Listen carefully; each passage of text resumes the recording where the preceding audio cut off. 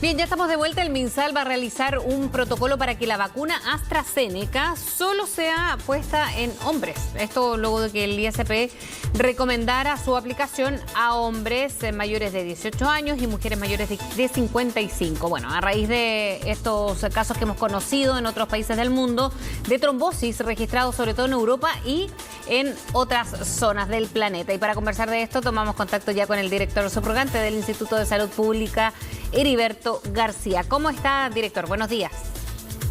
Buenos días, Precia. Bien, gracias. ¿Y tú? Muy bien. Aclaremos, bueno, en AstraZeneca que va a comenzar a llegar a nuestro país y ya con estos requisitos, ¿no? O por lo menos lo que veíamos ayer, alguna sugerencia de solamente a hombres, en este caso mayores de 18 y mujeres menores de 55. ¿Por qué? Para que usted mismo, director, lo explique. Claro, primero, ir un poco a la génesis. El 27 de enero se aprobó la vacuna AstraZeneca para mayores de 18 años, ambos géneros y sin límite de edad. Eso es lo primero. Y a la fecha no había llegado la vacuna, pero ya se está empezando a colocar esta vacuna en Europa y en Estados Unidos, y se presentaron algunos casos de trombos que en el fondo ameritó ciertos análisis y estudios. En marzo se notificaron 86 trombos, de casi 25 millones de vacunas. Por lo tanto, eso da un porcentaje aproximadamente de unos 6 trombos a 1 millón de vacunas.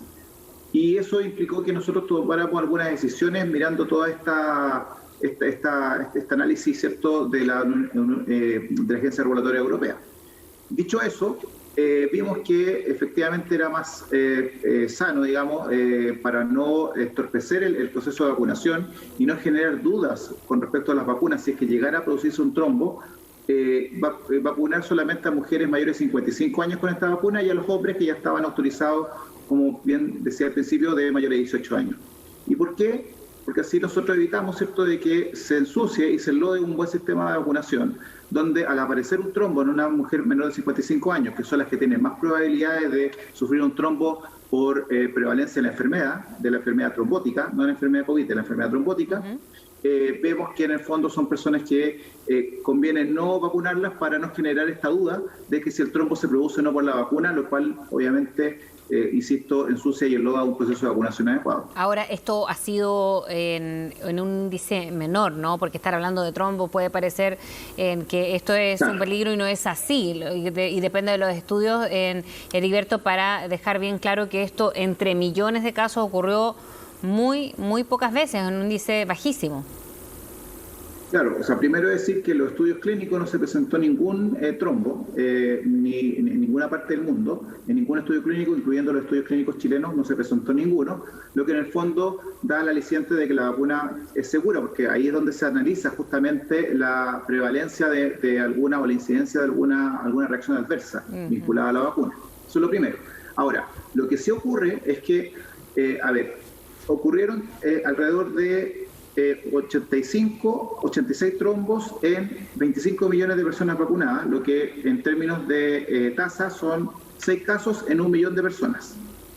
La trombosis se produce en pacientes COVID en un 16% cuando es embolia pulmonar y en un 14% cuando es trombosis venosa, y la trombosis cerebral, que es la más peligrosa, son 39 casos en 1 millón.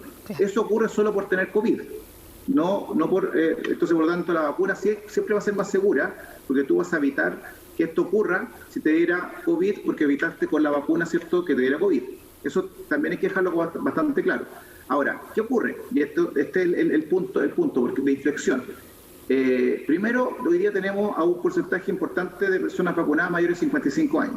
Estamos hoy día vacunando, ¿cierto?, a la población de 47 años. Claro, ¿cierto? Ahora estamos esta semana 48 y 47 años, ¿cierto? Claro. Y por lo tanto queda un grupo rezagado de mayores de 47 años. En ese sentido, las mujeres que quedarían ahí serían... Les decimos que se pueden vacunar con la vacuna, si son mayores de 55, la vacuna AstraZeneca.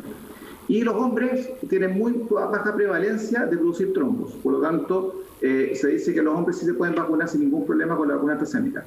Pero hay un grupo de mujeres menores de 55 años que tienen mayor prevalencia de producir trombo simplemente porque pueden estar tomando anticonceptivos, porque pueden ser fumadoras o porque en el fondo tienen una condición genética de hormona, específicamente de estrógenos, ¿cierto?, que hace que produzcan trombos, y esto es lo que muchas veces se conoce como, en el caso de algunas mujeres, las varices que se les producen a nivel, ¿cierto?, de las piernas, claro. que eso ocurre y que es parte de la cotidianidad ya, ¿cierto?, de la situación, ¿cierto? Entonces, ¿por qué aclaro ese punto y lo pongo a ese nivel? Para que también se entienda de que es un tema de prevalencia. Dado que hay una prevalencia de trombosis en las mujeres menores de 55 años, por todas las razones que comentaba anteriormente, uno dice, ¿para qué le vamos a dar la vacuna de AstraZeneca a ese grupo en circunstancias de que con eso podríamos lograr si apareciera un trombo a una persona vacunada? ¿Y por qué? Y también lo hemos dicho. A medida que vamos vacunando más gente, las prevalencias de las enfermedades van apareciendo, y por lo tanto hay que descartar esas prevalencias dentro de las reacciones adversas que puede producir una vacuna. ¿Qué diferencia tiene en la AstraZeneca con las otras vacunas que ya se están administrando en Chile, Heriberto? La vacuna AstraZeneca es una vacuna adenovirus vector, es decir, que tiene un adenovirus de un chimpancé, por lo tanto no infecta a un ser humano, pero sí es un cuerpo extraño que produce una respuesta inmune no específica y que va con una parte de la proteína, ¿cierto?, un ADN de la proteína Spike del virus COVID-19 que hace que aparezcan los anticuerpos específicos. Las otras vacunas, la vacuna de Pfizer es una vacuna de ARN mensajero, que es una biotecnología bien específica, donde en el fondo se toma un ARN y por eso la temperatura de menos 70 grados que tiene que tener para mantenerse, y eso se inyecta a la persona y eso se va a una célula y se produce un pseudovirus. Y la otra es la Sinovac, que es una tecnología de virus inactivado, conocida ya en el mundo, que en el fondo es que te inyecta un virus que está inactivo y que eso genera todos los anticuerpos contra ese virus de manera específica. Entonces, estas tecnologías, al ser distintas, obviamente producen también ciertas reacciones atípicas distintas. Por eso le preguntaba, director, porque acá es estos trombos, que es lo que se ha generado en otras partes del mundo, lo que evidentemente se quiere evitar, es por la tecnología ocupada en AstraZeneca, que es lo que diferencia de las otras vacunas que ya están ocupándose en Chile. No se sabe específicamente si es por la tecnología o por los componentes. Perfecto. Primero, ¿por qué no se sabe eso? Porque en el fondo, ocurrieron algunos casos con la vacuna de Janssen que ocupa una tecnología similar, pero no se han visto casos con la vacuna de CanSino y no se han visto casos con la vacuna de Sputnik, que sí ocupan la misma tecnología. Entonces, ahí puede haber una situación distinta que tenga que ver con los componentes. Pero más allá de eso, y esto es súper importante, Fede, y lo vuelvo a repetir, por si no quedó claro en las alocuciones anteriores, va a ser siempre más seguro que la persona se vacune con la vacuna que esté disponible. Si es la de AstraZeneca, va a ser mucho mejor que se vacune con la vacuna AstraZeneca a no ser vacunado. Porque no ser vacunado, lo que va a ocurrir es que esa persona es más propensa a tener COVID-19, y si tiene COVID-19 y se agrava, le va a producir trombos. Porque los trombos son parte de la sintomatología del COVID-19 cuando ya se agrava. Perfecto. Por lo tanto, eso también hay que dejarlo claro. Ahora, ¿cuál es el punto? Que nosotros queremos dejar protegida por precaución a la población menor de 55 años, mujeres, principalmente porque en ellas queremos decir, ¿sabes qué? No queremos que se confunda la trombosis propia de algo de prevalencia común de la enfermedad en ese grupo etario con la vacuna, por el éxito que queremos, ¿cierto?, tener con el proceso de vacunación. Y que hasta ahora va bien, ¿no? Más de 5 millones hasta la fecha con 2 dosis. Correcto, y eso es el punto, eso es lo que queremos recalcar. Porque si una mujer menor de 55 años, por algún motivo, llega a un vacunatorio y no hay otra vacuna más que la vacuna AstraZeneca, siempre va a ser mejor para esa persona vacunarse con esa vacuna que no vacunarse. Entiendo. Pero nosotros pusimos la precaución para evitar que se confunda la reacción adversa que se está viendo, que está ocurriendo con la prevalencia normal de la enfermedad. Que si bien, insisto, es un caso en varios millones, ¿cierto?, es distinto a que si se produce, ¿cierto?, con la prevalencia normal de la enfermedad de trombosis, que en el fondo estamos hablando de, en el caso de anticonceptivos, una mujer que toma anticonceptivo tiene 0,06% de probabilidades de producir algún evento trombótico. pero no por eso va a dejar de tomar anticonceptivos, porque es una probabilidad, ¿se entiende? Tal cual. Sí, ahora, en lo práctico también son 2 dosis, ¿no? Aquí la única que tendría sería la de CanSino, la que tendría una Son sola. 2 dosis por 28 días de diferencia. CanSino es la única vacuna autorizada hasta el momento con una dosis, y la otra vacuna que probablemente va a ser una dosis, o sea, que es una dosis, pero que probablemente va a llegar pronto a Chile en la solicitud de aprobación, es la de Janssen. Johnson y Johnson. Y la inmunidad de todas estas, ¿eso también se va a ir viendo en el camino, Heriberto? Lo que se va viendo en el camino es cuánto tiempo dura la inmunidad. O sea, ya se sabe por los estudios clínicos que producen inmunidad, que producen una cierta cantidad de anticuerpos, y también se sabe que tienen una eficacia de campo, por decirlo de alguna manera, de la infección a nivel comunitario, ¿cierto? Del COVID-19 a nivel comunitario. Lo que no se sabe en ninguna vacuna todavía exactamente es cuánto tiempo dura la inmunidad para saber si es necesario que las vacunas sean constantemente puestas en un programa de vacunación mucho más largo.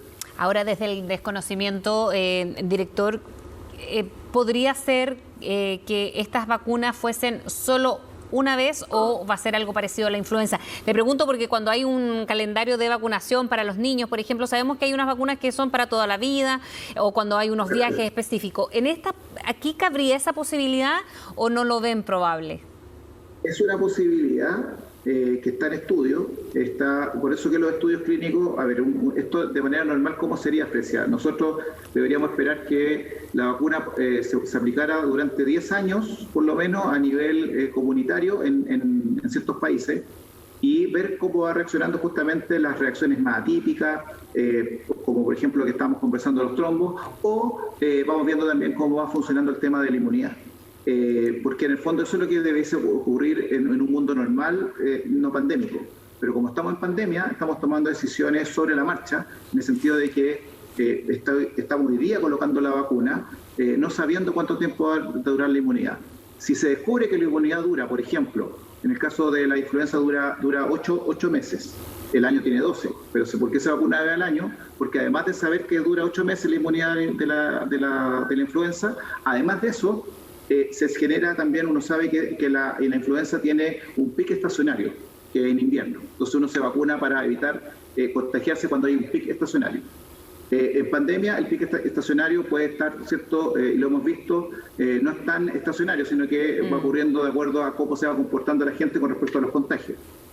Pero eso es una cosa. Y después existen las vacunas que permiten inmunidad de por vida, como usted bien lo dice, que son las vacunas que se colocan en los niños, o por ejemplo la vacuna de la hepatitis que requiere 3 dosis para generar esa inmunidad de por vida. Entonces, eso es algo que va a estar en cierto análisis, y los estudios clínicos de fase 3 terminan, los seguimientos de los pacientes que fueron vacunados, por lo menos en 2 años más. Bien, Heriberto García, muchísimas gracias por haber hablado con CNN. Que tenga buen día.